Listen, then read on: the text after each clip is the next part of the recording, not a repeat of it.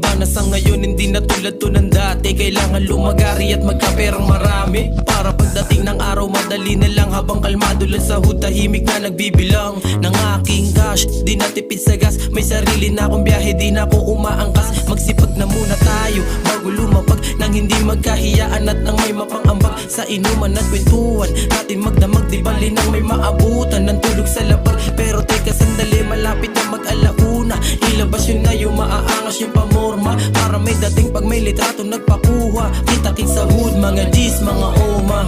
Halika, tambay sa hood, Sunday vibe sila, tag na ang alak at food.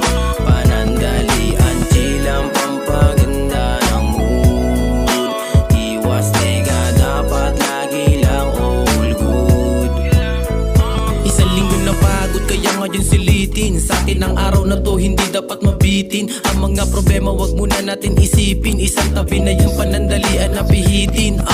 Repa, saan ka na ba? OTW na yung iba, papunta na sila. Nakalatag na yung alak at pulutan dun sa mesa. Please let kwentuhan, matik na naman ang tema. At ingat kayo, madami pa pag-uusapan, mga plano at pati sa mga aganapan dito sa hood. Shoutout kay OG na laging paalala sa amin ay keep it low key. Paa sa ibaba, ang mata sa itaas. Kung ano ang mata mo, wag maging mapagmataas. Kaya shot ang mataas, tara kampay, enjoyin natin ang buhay para magtagumpay. Halika